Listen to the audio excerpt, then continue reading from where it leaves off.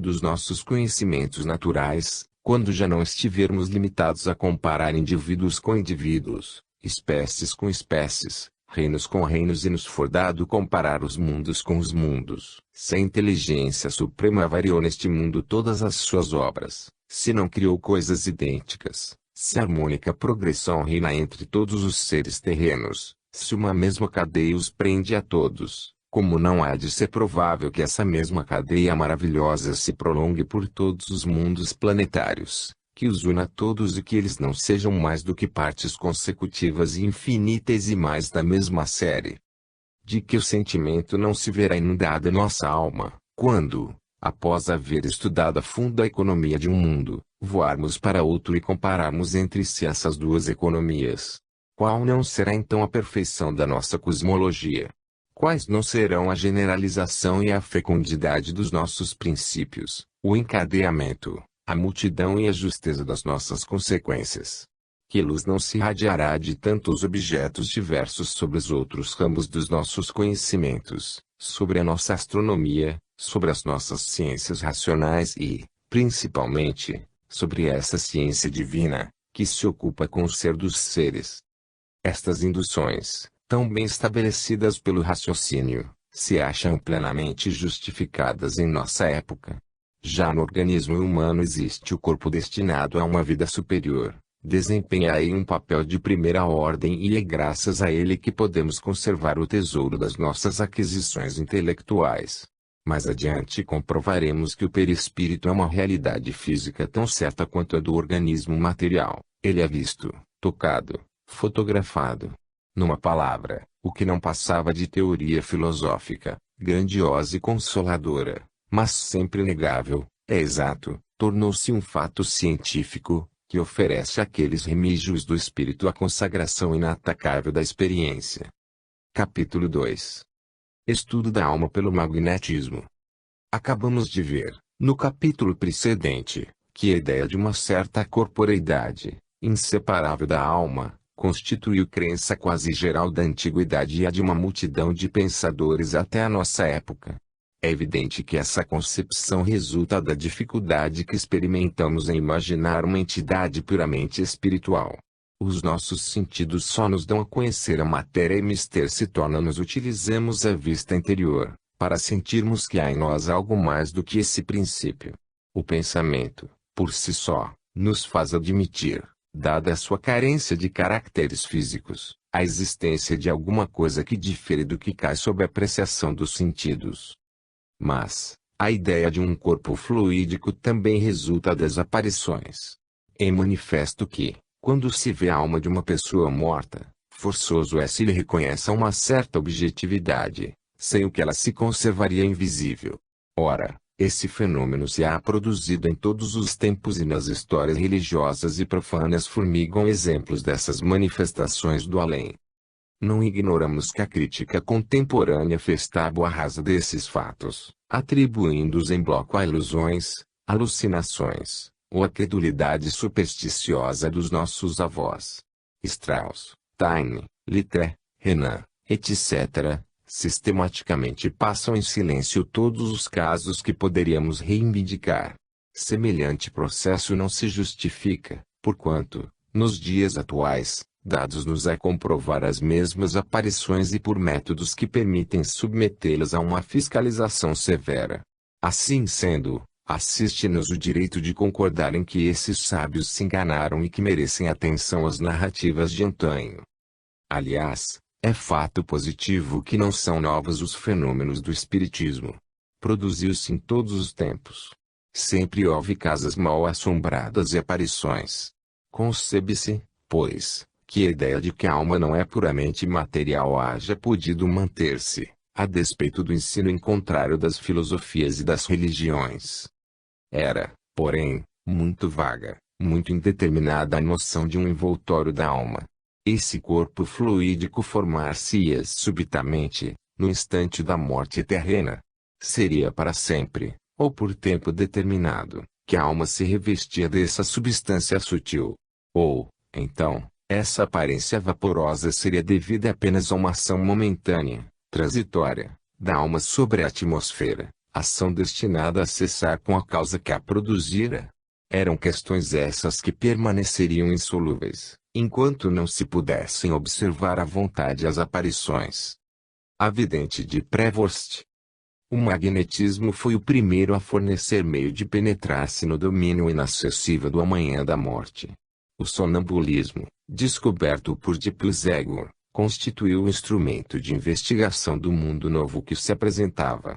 Submetidos a esse estado nervoso, puderam os sonâmbulos pôr-se em comunicação com as almas desencarnadas e descrevê-las minuciosamente, de modo a deixar convencidos os assistentes de que, na realidade, conversavam com os espíritos. O Dr. Kerner, tão reputado pelo seu saber, quanto pela sua perfeita honestidade, escreveu a biografia da Sra. Alf, mais conhecida sob a designação de a vidente de Prevorst. Não precisava ela adormecer, para ver os espíritos. Sua natureza delicada e refinada pela enfermidade lhe facultava perceber formas que se conservavam invisíveis às outras pessoas presentes. Teve a sua primeira visão na cozinha do castelo de Lowenstein. Era um fantasma de mulher, que ela tornou a ver alguns anos depois. Dizia, porém só quando a interrogavam com insistência, nunca espontaneamente, ter sempre junto de si, como o tiveram Sócrates, Platão e outros, um anjo ou daimon, que advertia dos perigos a serem evitados não só por ela, como também por outras pessoas. Era o espírito de sua avó, a senhora Schmidigal. Apresentava-se revestida, como, aliás, todos os espíritos femininos que lhe apareciam, de uma túnica branca com cinto e um grande véu igualmente branco. Declarava que, após a morte, a alma conserva um espírito nérvico, que é a sua forma. Era esse envoltório que ela possuía a faculdade de ver, sem estar adormecida e muito melhor à claridade do sol ou da lua, do que na obscuridade. As almas, dizia, não produzem sombra. Têm forma acinzentada. Suas vestes são as que usavam na terra, mas também acinzentadas, quais elas próprias. As melhores trazem apenas grandes túnicas brancas e parecem voejar, enquanto que as más caminham penosamente. São brilhantes os seus olhos. Elas podem, além de falar, produzir sons, tais como suspiros, ruge-ruge de seda ou papel, pancadas nas paredes e nos móveis, ruídos de areia, de seixos, ou de sapatos a roçar o solo. São também capazes de mover os mais pesados objetos e de abrir e fechar as portas. Eram objetivas essas visões? Quer dizer, verificavam-se algures, que não no cérebro da Sra. Alf. O Dr. Kerner procedeu a muitas investigações para se certificar da realidade desses espíritos, que só a vidente percebia. Em Obersteinfeld, uma dessas almas, a do Conde Euler, que assassinara seu irmão, apresentou-se a Sra. Alf, até 7 vezes. Somente ela viu, mas, vários parentes seus ouviram uma explosão, viram ladrilhos, móveis e candelabros se deslocarem, sem que pessoa alguma os tocasse, sempre que o fantasma vinha. Outra alma de assassino, vestindo um hábito de frade, perseguiu a vidente, durante todo um ano, a lhe pedir, tal qual o fizera o Conde Euler, preces e lições de catecismo. Essa alma abria e fechava violentamente as portas, removia de um lugar para outro a louça, derribava pilhas de lenha, dava fortes pancadas nas paredes e parecia brincar de mudar, a todo momento, de lugar. 20 pessoas respeitáveis ouviram, ora dentro de casa, ora na rua, e atestariam o fato, se fosse preciso. Um fantasma de mulher, trazendo nos braços uma criança, se mostrou muitas vezes a Sra. Alf.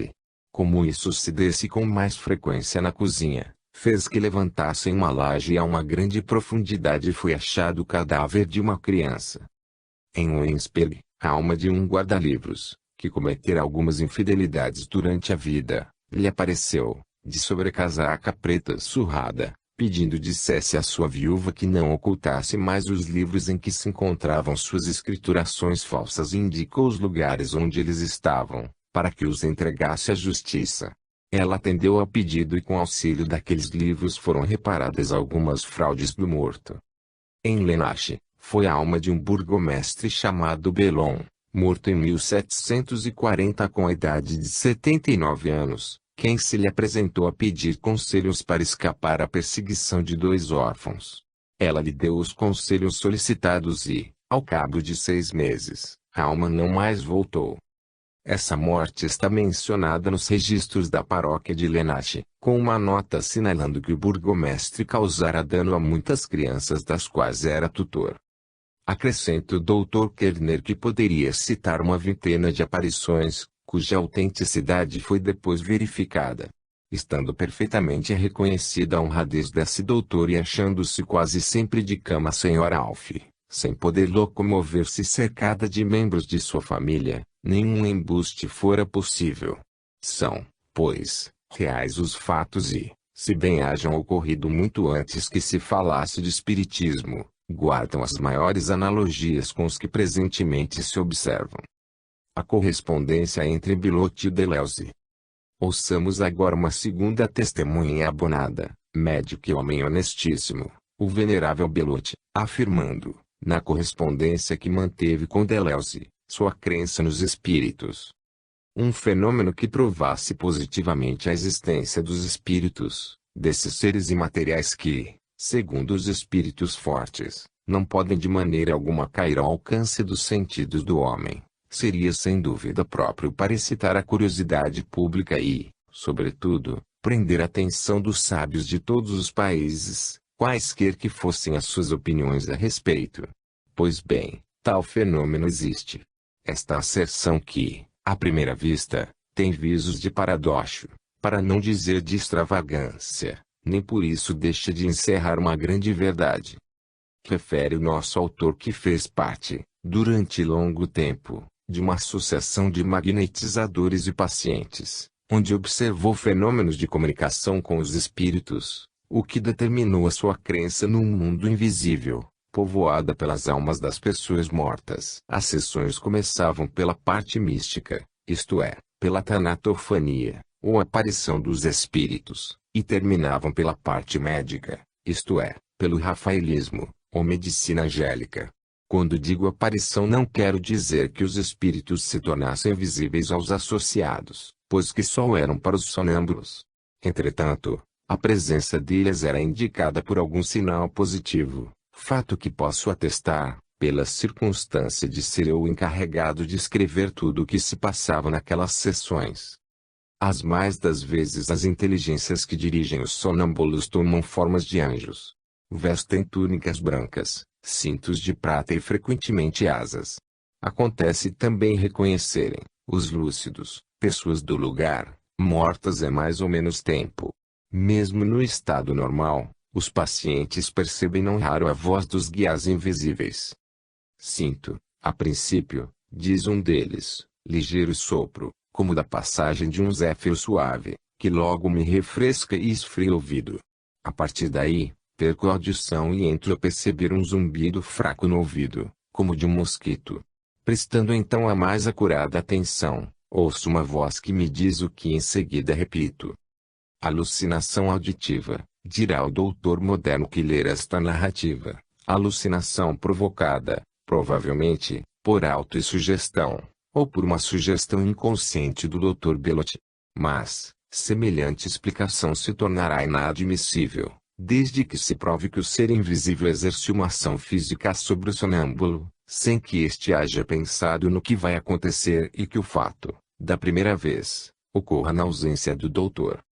Com efeito, esses guias espirituais podem atuar sobre o corpo dos pacientes, pois o doutor foi testemunha de uma sangria que por si mesma cessara, logo que o sangue saíra em quantidade suficiente, sem que, em seguida, houvesse necessidade de fazer-se qualquer ligadura. Nota-se a cada instante, nas cartas desse sábio, que ele, durante muitos anos, assistiu a visões de espíritos, cuidadosamente descritos pelos sonâmbulos. Com um senso crítico notável, Bilotti submeteu seus pacientes a numerosas experiências e só se pronunciou categoricamente depois de haver estudado por longo tempo. Não se trata de um crente que aceita às cegas todas as doutrinas. Ele raciocina friamente e só a evidência se rende. Não lhe falta bom senso para não atribuir a causas sobrenaturais a ação do espírito sobre a matéria, no que apenas vê o efeito de leis ainda ignoradas, mas que um dia serão descobertas. Quanto às operações dos espíritos sobre o corpo, se algumas aqui se podem qualificar de prodigiosas, nem por isso são contrárias à natureza. Ora, havendo ainda muitas coisas ocultas na natureza, não é de espantar sejam tidos por sobrenaturais certos fenômenos que, todavia, se incluem na ordem das coisas criadas. E, se algumas leis da natureza ainda se nos conservam ocultas, é porque o homem ainda não foi estudado como deve ser, isto é, em todas as suas relações com a criação. Nessa correspondência, é digno de observar-se o caráter particular de cada um dos contendores. Deleuze, frio e desconfiado, com dificuldade se rende às prementes objurgações do solitário, conforme Belote se intitula. Entretanto, ele concorda, afinal, em que pôde observar pacientes que se achavam em comunicação com as almas dos mortos.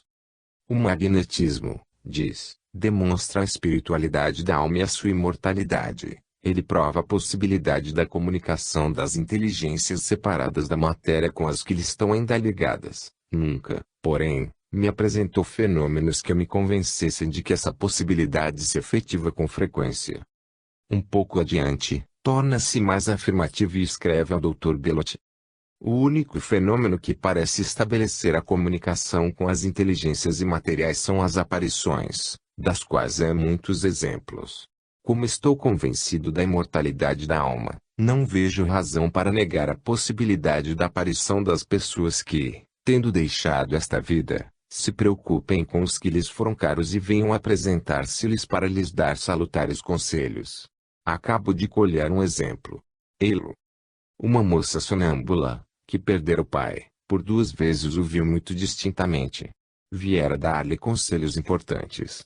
Depois de lhe elogiar o proceder, anunciou-lhe que um partido se lhe ia apresentar, que esse partido pareceria convir e que o rapaz não lhe desagradaria, mas, que ela não seria feliz desposando-o e que, portanto, o recusasse.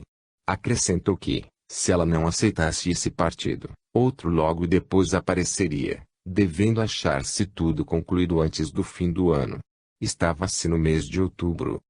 O primeiro rapaz foi proposto à mãe da moça. Esta, porém, impressionada com o que o pai lhe dissera, o recusou. Um segundo jovem, que acabava de chegar da província, foi apresentado por amigos, pediu a donzela em casamento, realizando-se este a 30 de dezembro. Não pretendo dar este fato como prova sem réplica da realidade das aparições, mas, quando nada, ele a torna tanto mais verossímil, quanto se sabe que há outros fatos do mesmo gênero. A fim de levar seu amigo a uma crença completa, decide-se Belote a lhe narrar os fenômenos de transporte de que fora testemunha. Aqui, não se pode duvidar que uma inteligência estranha aos assistentes esteja em comunicação com a sonâmbula, pois que fica sempre uma prova tangível dessa ação supraterrestre. Eis como nosso doutor relata o fenômeno. Toma Deus por testemunha da verdade contida nas observações que seguem. A causa ressaltará tão só das demonstrações materiais e cairá sob a percepção dos sentidos, por virtude da observação e da experiência. Primeira observação. Uma senhora, atacada, havia algum tempo, de cegueira incompleta, solicitava dos nossos sonâmbulos um auxílio que detivesse os progressos da amorosa e que, em breve, não lhe permitiria distinguir das trevas a claridade. Certo dia, a 17 de outubro de 1820, dia de sessão, disse a sonâmbula consultada, uma donzela me apresenta uma planta, toda coberta de flores. Não a conheço absolutamente. Não me dizem o nome. Entretanto, ela é necessária à senhora J. Onde encontrá-la? Perguntei, uma vez que nos campos nenhuma planta temos em floração, achando-nos, como nos achamos, na estação fria. Será preciso procurá-la longe daqui? Não se preocupe, responde a sonâmbula, ela nos será trazida, se for preciso. Como insistíssemos para saber em que lugar a donzela nos quereria indicar a referida planta, a senhora cega, que se achava presente, defronte da sonâmbula, exclamou: meu Deus! Pálpuma toda florida no meu avental, acabam de depor aí. Veja, Virgínia, era o nome da sonâmbula. Veja, será que lhe ela apresentava há pouco? Sim, senhora, respondeu Virgínia, é essa mesma. Louvemos a Deus, agradecendo-lhe esse favor. Examinei então a planta. Era um arbúsculo, quase como um tomilho de tamanho médio. As flores, labiadas em espigas, exalavam delicioso perfume. Pareceu-me o tomilho de Creta. De onde vinha ela? Do seu país natal ou de alguma estufa? Não o soube. O que sei muito bem é que possuo dessa planta uma haste que a donzela me concedeu, depois de muitas instâncias. A quem, lendo-lhe o livro, se haja convencido da boa-fé e da lealdade do Dr. Belotti, não será possível pôr em dúvida a sinceridade dessa narrativa. Diremos, pois, com ele, não prova, esta primeira observação, de maneira irrecusável, o espiritualismo. Haverá mister comentários. Não põe ela por terra qualquer teoria diferente da que expomos, intervenção dos espíritos. Incorremos em erro dizendo que só esta teoria pode explicar tão extraordinário fenômeno. Faremos notar que não havia ali possibilidade de fraude, pois que a planta era desconhecida naquela região e, ao demais, com flores, quando a estação absolutamente não se prestava a isso. Não esqueçamos tampouco o delicioso perfume que se espalhou de súbito pelo aposento, quando a planta apareceu. Este pormenor, por si só, bastaria para demonstrar a autenticidade do fenômeno.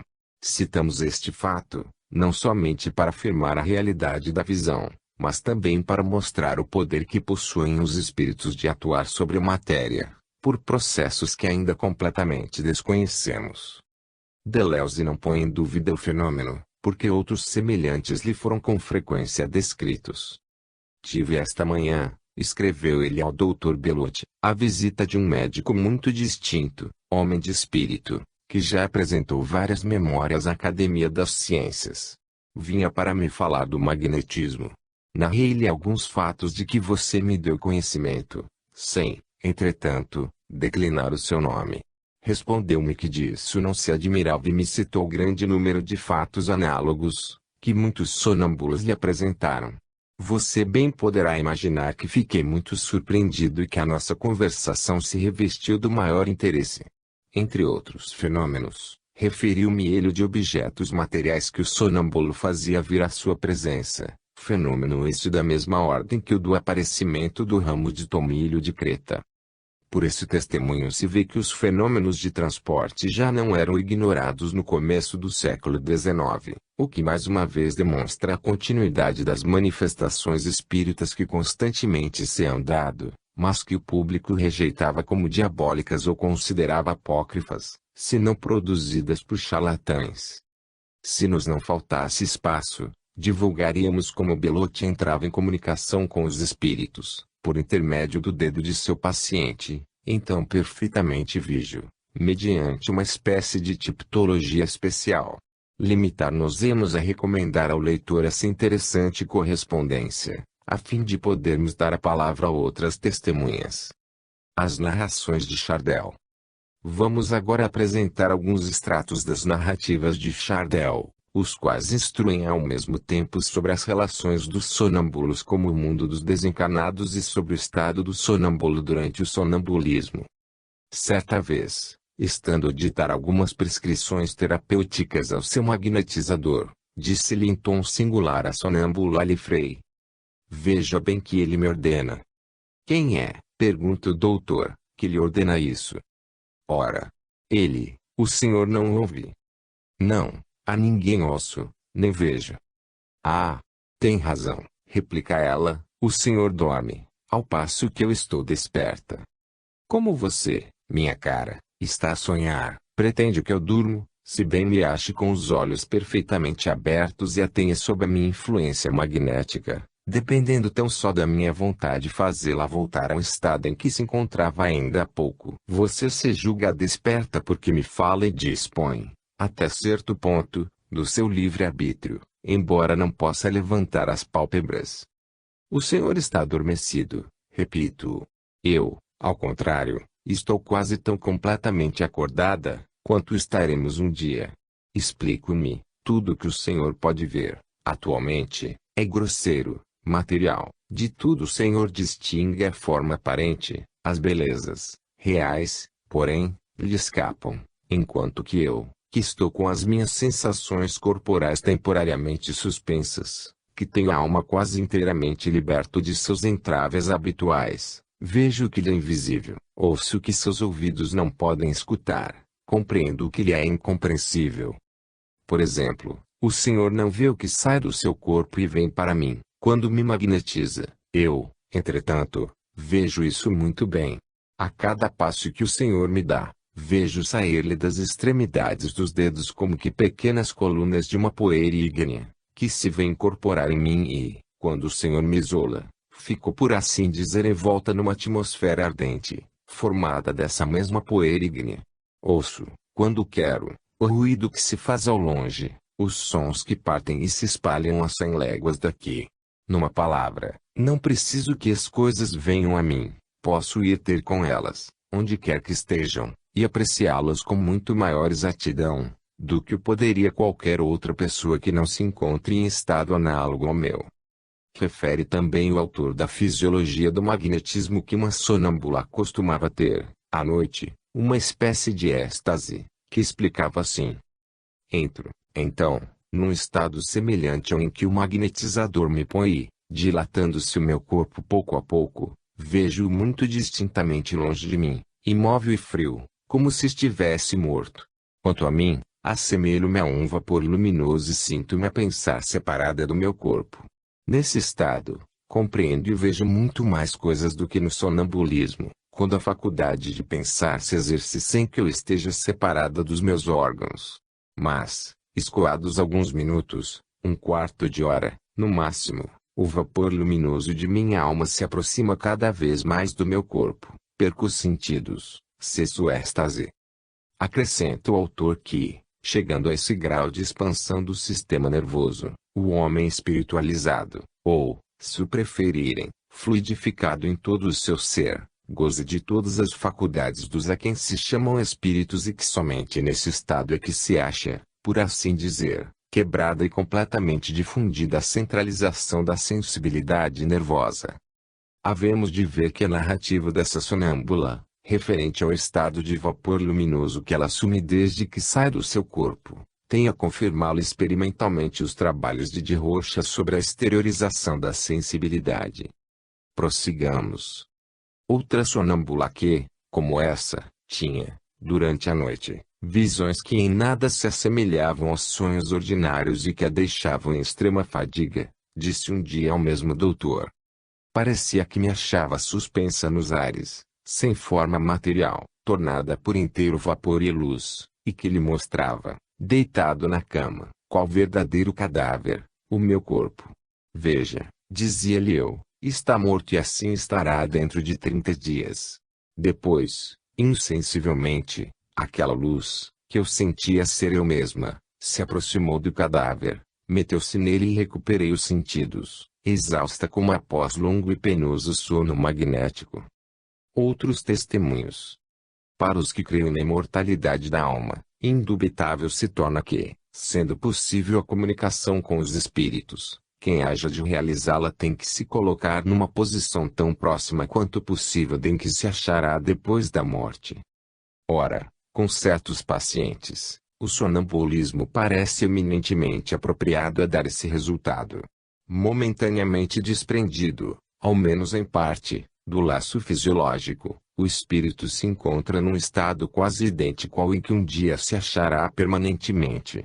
Ao demais, se admitirmos que as almas desencarnadas se comunicam entre si, o que parece evidente, claro se faz que elas poderão manifestar-se aos sonâmbulos, quando estes se acharem mergulhados no sono magnético.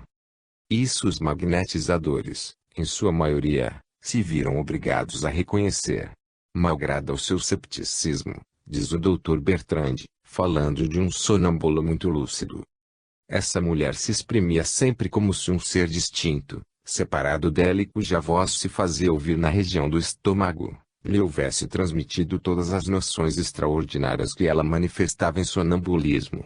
Verifiquei o mesmo fenômeno na maior parte dos sonâmbulos que tenho observado. O caso mais vulgar é o em que ao sonâmbulo parece que os acontecimentos que ele anuncia lhe são revelados por uma voz. O barão do Potete, por longo tempo incrédulo, foi, a seu turno, constrangido a confessar a verdade. Informa ele como encontrou de novo, no magnetismo, a espiritologia antiga e quais os exemplos que o levaram a crer no mundo dos espíritos, mundo que, diz, o sábio rejeita como um dos maiores erros dos tempos idos, mas em o qual o homem profundo é induzido a acreditar por efeito de exame sério dos fatos. Noutro lugar, afirma que se pode entrar em relações com os espíritos desprendidos da matéria, a ponto de obter-se deles aquilo de que se tenha necessidade. Poderíamos multiplicar as citações tomadas à rica biblioteca do magnetismo espiritualista e mostrar que Charpignon, Ricard, o padre Loubet, Teste, Albin, Gautier, Delage, etc., crerão nas comunicações entre vivos e desencarnados.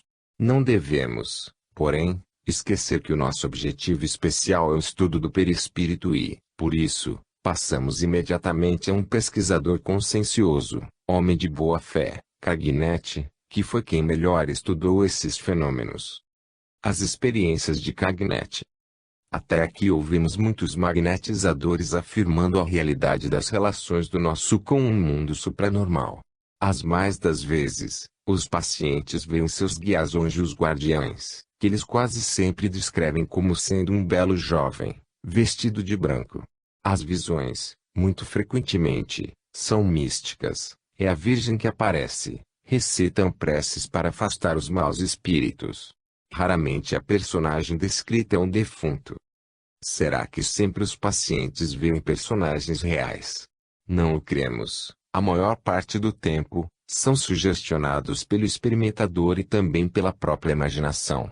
Devemos, pois, preservar-nos cuidadosamente de dar qualquer crédito às suas afirmações, desde que estas não assentem em provas absolutas, do gênero das que reproduzimos, apresentadas pelo Dr. Bellotti.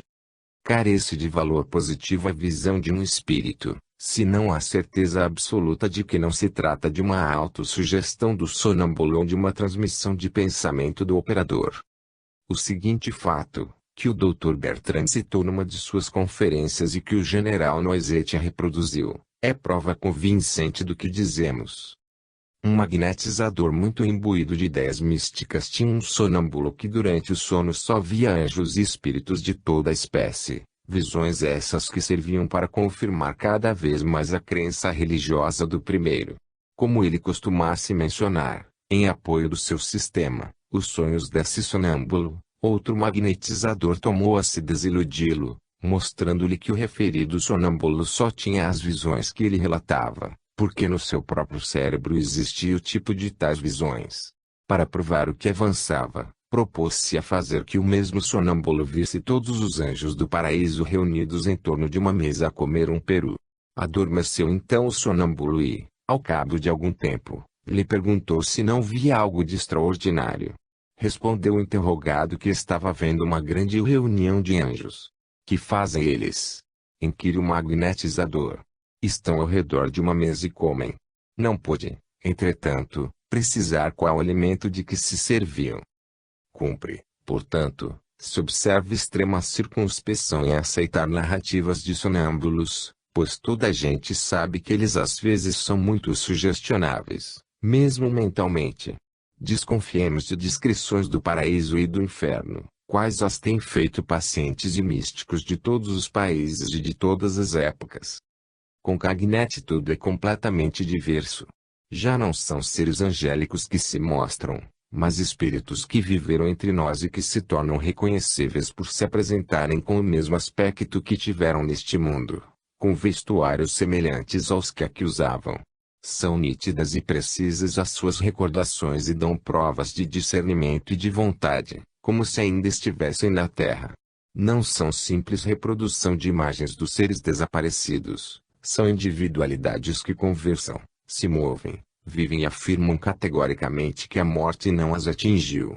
Já nisso alguma coisa de verdadeiro espiritismo. Daí, aquele tole geral, quando apareceram os arcanos da vida futura desvendados. Tudo que a ignorância, o fanatismo, a tolice reeditaram posteriormente contra a nossa doutrina foi então despejado sobre o pobre magnetizador. Ouçamos o seu doloroso lamento. Nosso adversário, o barão do Upotete, nos dissera as seguintes palavras, para nós proféticas, quando publicamos o primeiro volume desta obra. O senhor trata destas questões com excessiva antecipação de 20 anos. O homem ainda não está preparado para as compreender. Ah! Respondemos, por que então banha ele de suas lágrimas as cinzas dos que julga haver perdido para sempre? Em que momento da existência humana poderá chegar mais a propósito, para dizer a esse homem, consola-te, aquele que supõe separado de ti para sempre se acha a teu lado, a te afirmar, por meu intermédio, que está vivo, que se sente mais ditoso do que na terra e que te aguarda em esferas próximas para continuar em intimidade contigo. Se não queres acreditar no que te digo, atenta na linda cabeça desta criança, que chora porque te vê chorar, porque lhe dizes que ela não tornará a ver sua querida mamãe. Põe-lhe a mão na fronte e, ao cabo de poucos minutos, tu verás sorrir para aquela que julgas morta e ouvirás contar-te o que é feito de sua mãe. Onde está e o que faz? Não poderás duvidar um instante de que esse mármore que te apavora é a porta do templo da imortalidade, onde viveremos todos eternamente, para eternamente nos amarmos. Digo isto a esse irmão infortunado e ele, em vez de me apertar a mão em sinal de reconhecimento, me lança um olhar de desprezo, exclamando, este homem está louco. Mas, era um lutador soberbo esse trabalhador, que teve a glória de fazer-se o que foi, um dos pioneiros da verdade. Combateu vigorosamente seus contraditores, reduzindo-os ao silêncio. Os 2 primeiros volumes dos arcanos contêm as descrições de experiências realizadas com 8 estáticos que possuíam a faculdade de ver os espíritos desencarnados. O ponto culminante foi atingido com um deles, Adélia Maginotti, com quem ele obteve longa série de evocações. Há na obra mais de 150 atas firmadas por testemunhas que declaram haver reconhecido os espíritos que a sonâmbula descreveu. É esse um fato importantíssimo, para o qual nunca será demais chamar a atenção. Não se pode razoavelmente supor que homens pertencentes a todas as esferas sociais, de indiscutível honradez, se hajam conluiado para testar mentiras. Há, pois, nessas experiências uma nova estrada, uma mina fértil a ser explorada pelos pesquisadores ávidos de conhecimentos sobre o além. Eis aqui um exemplo que mostra como habitualmente as coisas se passavam. Uma evocação. O Sr. B, magnetizador e subscritor dos arcanos, deseja uma sessão de aparição. Logo que Adélia cai em estado sonambúlico, chamamos o Sr. B. Ernesto, Paulo, morto, irmão do Sr. B. A essa sessão assiste a mãe deste senhor. Diz Adélia, Elo, dá-nos alguma indicação? Vejo-lhe os cabelos castanho claros, fronte bela e ampla, olhos tendendo para o pardo, sobrancelhas bem arqueadas, nariz um tanto pontiagudo, boca média, tez clara, pálida e delicada, queixo redondo, corpulência fraca, se bem deva ter sido forte, a moléstia o enfraqueceu muito. Traz um costume de cor escura, azeitona, creio, tem ar dolente, calmo e sofredor, provavelmente sofreu do coração e do peito, experimentou fraquezas nas pernas. Não andava isento de pesares, muito se afligia intimamente, sem deixar que o percebessem, ficava às vezes pensativo, absorvido por ideias sombrias, amava uma pessoa, de onde boa parte das suas penas, era muito sensível. Que idade ele te parece ter? Cerca de 25 anos. Seu estômago se fatigou muito com excessos da mocidade. Quem o recebeu no céu? Seu avô. Teve, de fato, seu pai uma visão em que o viu no céu ao lado de sua avó. É verídica essa visão, mas quem primeiro o recebeu foram seus avós paternos, que ele conheceu na terra. Esse avô lhe estendia os braços, nos quais ele se precipitou. Sua avó estava entre os outros, não faltava gente a esperá-lo. Não teve agonia. Não acreditava no magnetismo, Mas pede que eu diga ao seu irmão que agora acredita. Quem velava o seu cadáver? Sua família. Onde foi enterrado? No Père Lachaise. Seus restos ficaram sempre no mesmo túmulo? Não, foram reunidos aos de seu avô, desse que primeiro o recebeu no céu. Quais as pessoas que iam logo após o seu esquife? Dentre todos, ele distinguiu melhor seu irmão. Adélia está fatigada, terminamos. O Sr. B. ficou encantado com essa experiência. A senhora sua mãe se mostra imersa na mais profunda dor. Seu filho lhe manda dizer por Adélia que não chore, que ele é mais feliz do que ela. Desejara que ela concluísse o tempo de suas provas. Fora visitá-la muitas vezes durante o sono para consolar, não tendo feito que se lembrasse de suas visitas para lhe não aumentar a amargura dos pesares. Apareceu do mesmo modo ao senhor seu irmão e ainda lhe aparecerá. Agradece-lhe o tê-lo sepultado. O Sr. B. não descobre uma sílaba a suprimir desse acervo de detalhes. A senhora sua mãe apenas alimenta certas dúvidas quanto à cor dos olhos. Não pode lembrar-se qual exatamente era. Permitiu Deus que a nossa fé mais se fortalecesse. O Sr. B. desejando, por questões de família, ocultar o seu nome, assinou uma segunda via da ata desta sessão, para me garantir, no futuro, contra as reticências que alguns homens desmemoriados e chicanistas possam opor à realidade do que ouviram e reconheceram verdadeiros. Daqui por diante procederei assim. No dia seguinte ao dessa sessão, o Sr. B. veio à nossa casa para dizer que, em consequência daquela aparição, ele convocara uma reunião de família, a fim de se certificar da cor exata dos olhos de seu irmão. A generalidade das recordações foi favorável à cor que Adélia descrevera. Grande satisfação me deu essa particularidade, porque, havendo aquele senhor dito a Adélia, a senhora se engana, minha mãe acha que os olhos eram azuis, persiste a senhora em vê-los castanhos. Ela respondeu, ser-me-ia muito fácil concordar com a senhora sua mãe, uma vez que ela os julga tais e que isso confirmaria a verdade de tudo o que por mim foi dito, mas eu mentiria e não diria o que vejo. Para mim, são castanhos. Foi em face dessa afirmativa que aquele senhor convocou para uma reunião um membro de sua família e se considerou no dever de me dar ciência do resultado de tal reunião. A cada passo, encontram-se nesses volumes provas semelhantes.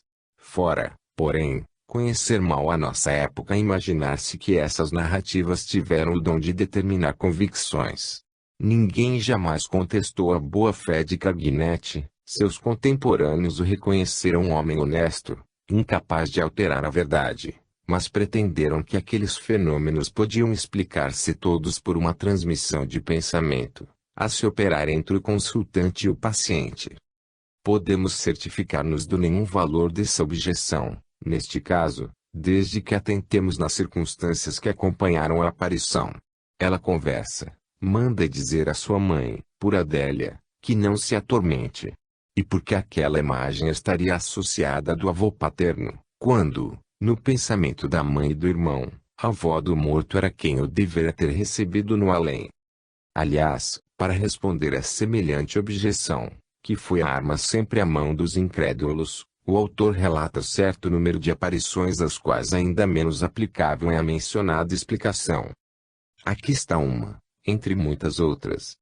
O padre Almignana, já citado, parecendo não mais convencido pelos detalhes que, sobre a aparição de seu irmão, Adélia lhe fornecera e que ele solicitara na segunda sessão, veio comunicar-me suas dúvidas a respeito. No momento Adélia estava adormecida. Ele me pediu evocasse a irmã de sua criada, que se chamara Antonieta Carré e morrera havia alguns anos. Evoquei-a. Disse Adélia. Vejo uma mulher de altura mediana, cabelos castanho claros, de cerca de 45 anos, não bonita, de pequenos olhos cinzentos, nariz grande um tanto grosso na extremidade, tez amarelada, boca chata, tem o que chamamos papeira, faltam-lhe dentes da frente, sendo os poucos que lhe restam escuros como tocos, suas vestes são as que no campo se denominam trajes caseiros, corpete escuro. Saia listrada um tanto curta, avental de chita em torno do corpo, no pescoço um lenço de quadrados, suas mãos denotam trabalhos pesados, trabalhava no campo, tinha um irmão que morreu depois dela, não está, porém, no mesmo plano que ela, porque, sem ser um mau sujeito, não era muito regrado. Essa mulher me dá a impressão de ter sido muito boa. O Sr. Almignana levou escritos esses pormenores e me endereçou uma carta de onde extraio as passagens seguintes. Depois de ter lido 4 vezes, para Maria Francisca Rosália Carré, os sinais acima, ela me declarou que eram tão exatos, que não podia deixar de reconhecer sua própria irmã, Antonieta Carré, na mulher que aparecera sonâmbula. Quanto a seu irmão, confirma que morreu depois da irmã, como o dissera dela. Acrescento uma circunstância que não deixa de ser digna de nota, diz ter sonhado, na noite de 30 para 31 de janeiro, véspera da sessão, que se achava junto ao túmulo da irmã e do irmão, mas que sua atenção era mais solicitada pela primeira. Ela jamais sonhara com a irmã desde que esta morrera. Assinado, Almignana. Farei notar, a meu turno, que o padre Almignana, como a sua criada, não sabiam, no dia dessa sessão, que chamaríamos aquela mulher. Foi de improviso que lhe dirigi a seguinte pergunta: conhece algum morto cuja aparição pudesse convencê-lo? Ele me respondeu: chame a irmã de minha criada. Assim, nenhuma influência haverá, nem comunicação de pensamento, pois a minha criada não está aqui e nada sabe do que se vai passar. Como se acaba de ver, o êxito foi completo. Aquela mulher, para melhor provar a seu patrão que o que ele ouvira era verdade, disse ter sido ela quem dera à irmã o lenço descrito. A aparição de Antonieta Carré é de molde a destruir a objeção malévola da transmissão de pensamento, ou, então, somos todos loucos, pretendendo provar a asnos a existência da alma. Mais um pormenor referente a essa aparição. O Sr. Almignana, alguns dias após aquela sessão, veio à nossa casa e me contou que a sua criada se encontrara na véspera com um homem da sua terra, para o qual lera, pois que os tinha consigo, os sinais da irmã, perguntando-lhe se conhecia a pessoa a quem os mesmos se referiam. O homem lhe respondeu: mas, é de sua irmã morta o retrato que a senhora me faz, é da gente não se enganar. A criada do Sr. Almignana ponderou ao homem que entre os sinais se mencionava um pequeno botão na face e que ela, entretanto, jamais notara na irmã nenhum sinal desse gênero. Ao que o homem replicou: está enganada, tinha ela um aqui, e mostrou o lugar. Maria Francisca se recordou e ainda mais convencida ficou, assim como o Sr. Almignana, desejoso dessa exatidão perfeita, que nenhum cabimento deixa dúvida. Foi necessária uma terceira pessoa para estabelecer a realidade daquele pormenor que, portanto, não podia ter sido visto no pensamento de pessoa alguma. Eu esquecera de mencionar esse pequeno sinal nas indicações que acima se leem. São dessa natureza os fatos que firmam convicção. Reportando seus arcanos, aí encontrará o leitor grande número deles. As narrativas que contém constituem documentos preciosos, porquanto se acham autenticados, mostram que o espírito conservou pode retomar no espaço a forma a que tinha na Terra e a reproduz com extraordinária fidelidade, de maneira a ser reconhecido, mesmo por pessoas estranhas. Esses seres que se apresentam ao vidente afirmam suas personalidades por meio de uma linguagem idêntica à de que usavam neste mundo e pela revelação de particularidades de suas vidas passadas, que somente eles podiam conhecer. Um ponto ainda nos deve prender a atenção. Compreende-se que a alma humana seja imortal, pois difere do corpo, que constitua uma unidade indecomponível. Menos compreensível é, no entanto, que ela possa apresentar-se revestida de roupas. Onde toma tais roupas, que, evidentemente, não são imortais. Estudaremos mais longe essa questão e esperamos deixá-la inteiramente elucidada. Vejamos como Cagnetti a explica. O Sr. Dupotet, apreciando o primeiro volume desta obra, ridiculizou o que dizemos acerca das vestes com que se apresentam os espíritos que chamamos as nossas sessões de aparições, exclamando: vê o senhor tal espírito uniformizado de guarda nacional? Outro crítico, insistindo na mesma apreciação, chegou a nos negar a possibilidade de conversar com esses espíritos no patuá que falamos. Em consequência, negou-se a admitir que eles usem vestes terrenas. O número 162 do Jornal do Magnetismo traz uma narrativa muito curiosa sobre as manifestações espirituais que presentemente se dão na América e pelas quais os espíritos estabelecem relações com os homens da Terra, conversam com eles e lhes tornam sensíveis às suas presenças, por meio de contactos, transportes de móveis e ruídos que todos os espectadores escutam. O autor desse artigo, caindo nos mesmos erros do Sr. Dupotet, parece não admitir que os espíritos se mostrem envergando roupas que os assistentes afirmam ver.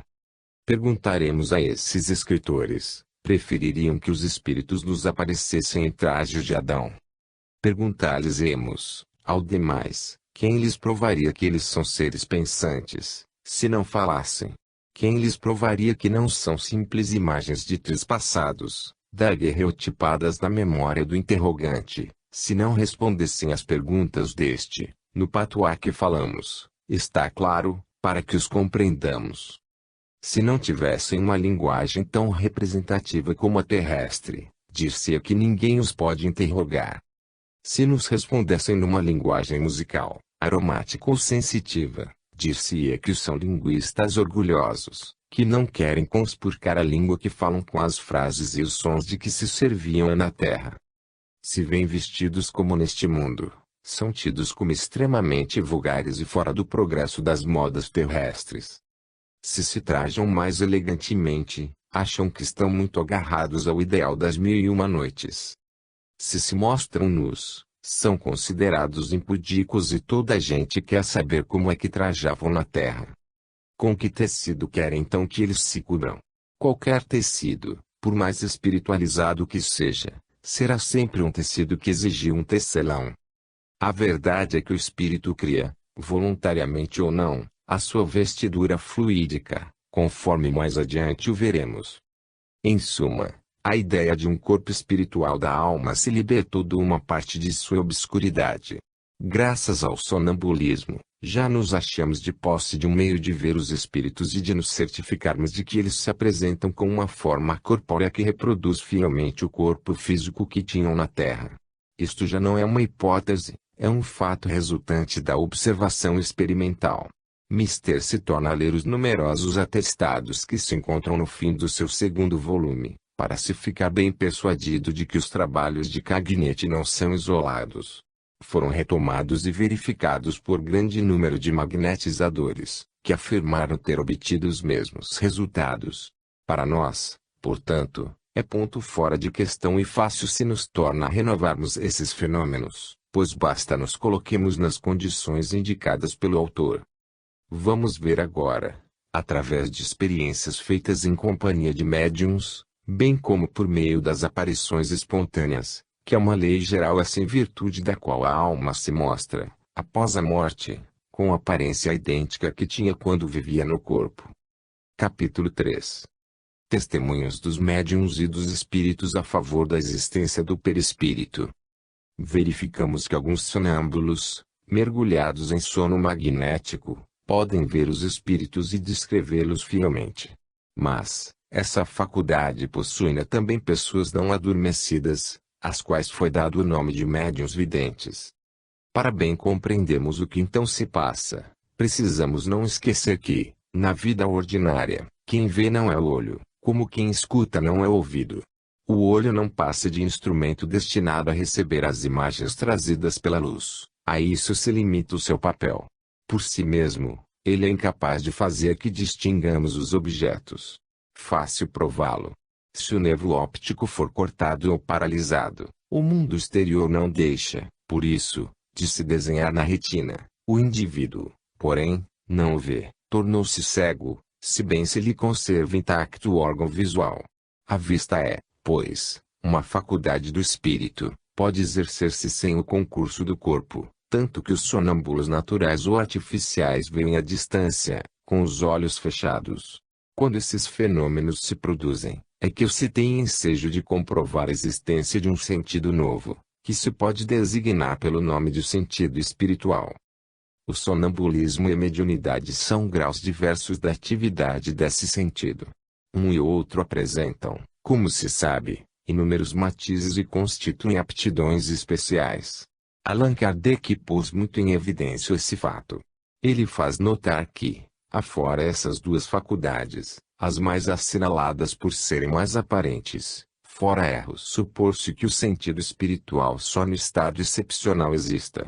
Como os outros, esse sentido é mais ou menos desenvolvido, mais ou menos sutil, conforme os indivíduos.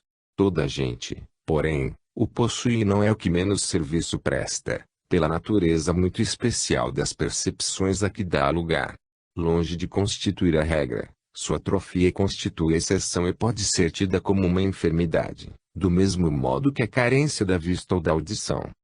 Por meio desse sentido é que percebemos os eflúvios fluídicos dos espíritos, é que nos inspiramos, sem o sabermos, de seus pensamentos, que nos são dadas as advertências íntimas da consciência, que temos o pressentimento ou a intuição das coisas futuras ou ausentes, que se exercem a fascinação, a ação magnética inconsciente e involuntária, a penetração do pensamento, etc.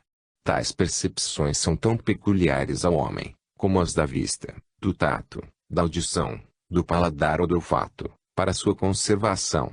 Trata-se de fenômenos muito vulgares, que o homem mal nota, pelo hábito em que está de os experimentar, e dos quais não se apercebeu até o presente, em consequência de ignorar as leis do princípio espiritual, de negar mesmo, como se dá com muitos sábios, a existência desse princípio.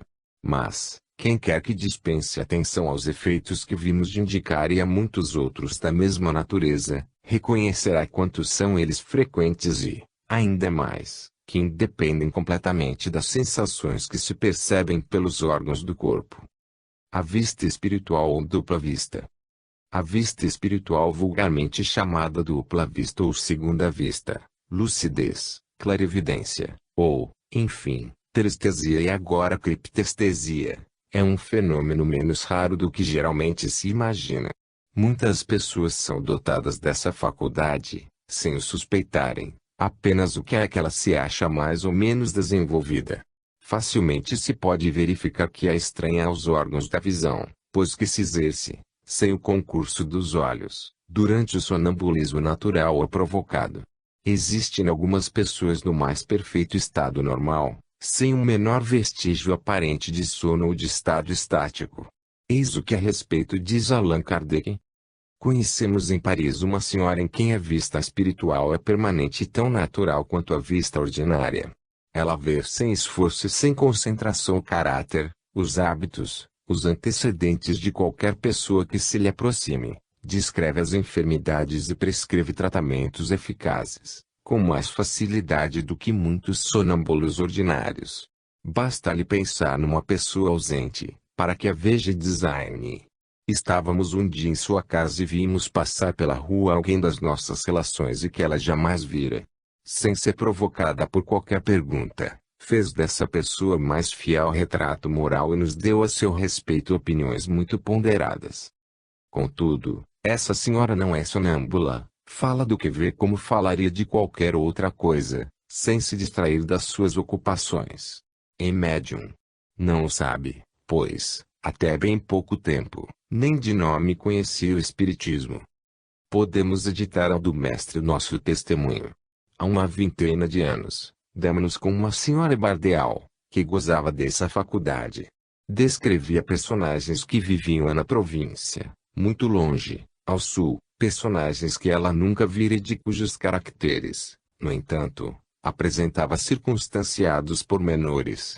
Conservava-se, todavia, no estado ordinário, com os olhos bem abertos, conversando sobre outros assuntos, interrompendo-se de quando em quando para acrescentar alguns traços que completavam a fisionomia ou o caráter das pessoas ausentes. Hoje, ainda conhecemos uma parteira, senhora Renardart, que pode ver à distância, sem estar adormecida. Tivemos disso prova inegável, porquanto descreveu com fidelidade um dos nossos tios, residente em Gray. Indicou uma enfermidade que ele tinha e que os médicos ignoravam e lhe predisse a morte, sem jamais o haver conhecido. Essa senhora vê os espíritos, como vê os vivos. Em muitas ocasiões tivemos de convencer-nos, pelas afirmações dos nossos amigos, de que ela entretinha relações com almas que haviam deixado a terra, pois fazia delas retratos muito semelhantes e a linguagem que lhes atribuía lembrava de que usavam durante a vida terrena. Desde há 15 anos,